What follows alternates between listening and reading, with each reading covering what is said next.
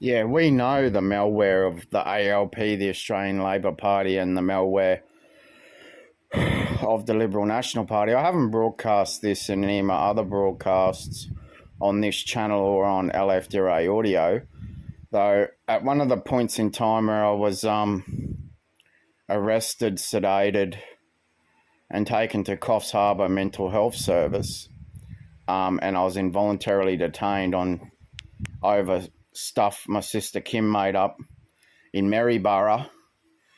I was in Maryborough visiting my sister, and we were talking about Thomas S. Monson, and I'm Mr. Harry Stiller, and I was taken to Maryborough Health Service, and I'm Mr. Harry Stiller, though after being arrested in Grafton, sprayed in the face with capsicum spray, and I'm sedated at the hospital. I don't know if it was that time being sprayed in the face with capsicum spray, but it could have been a time before that, after I just got back from Nepal.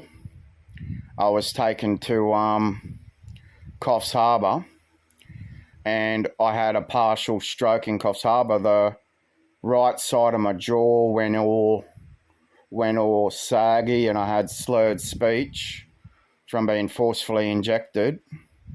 I've been trying to get compensation from the government for a long time because it was a government-induced partial stroke, and I've been trying to get compensation from the government for a long time. See, there is a death rate. The government commits a massacre every single year. There's over 35,000 people murdered from involuntary detainments facilitated by Definition 6. There's over 35,000 people murdered. There's a massacre every year of about over 35,000 people.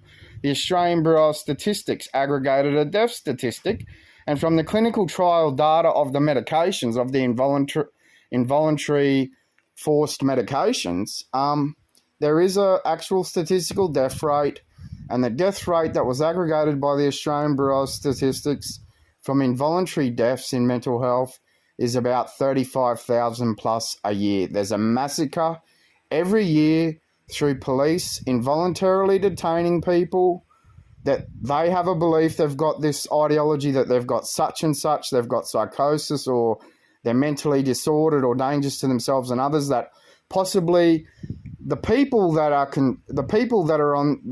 have to consume that as the affected person don't have a day in court. But anyway, I had a partial stroke in Coffs Harbour where the right side of my face went all saggy and I had slurred speech. But how I spoke about, if you're not someone else's dead or alive, bought and sold slave, you're just somebody else's dead or alive, bought and sold slave. So they made more money with the anti-stroke medication and cold shower. You see, they cause death. When you block dopamine in the brain, there's so many side effects, that there's so many things, it can cause death in so many different ways. It's terrorism. Pay slave tax in this country for fucking what? Who would choose to pay slave tax to a Fed that funds the Definition 6 to just go out and abduct and drug? I don't think ABC News is going to broadcast the fact that the Fed funds the massacres of over 35,000 people a year, and the way the faculties have shaped thinking of people, of faculty clients of students that want to work as psychiatrists, and they've just got this shaped thinking ideology from the faculties and their belief systems it's just malware that the Fed commits, and the Fed has funded the massacres of over 35,000 people a year. But yeah, I had a partial stroke in Coffs Harbour and was then driven to Lismore Mental Health Service. But I'm Mr. Harry Stiller. See, it's terrorism that I paid slave tax from the age of 14 and 9 months or 15. I've been paying slave tax from the age of 15, and I went back to TAFE when I was 16 or 17 and did education there.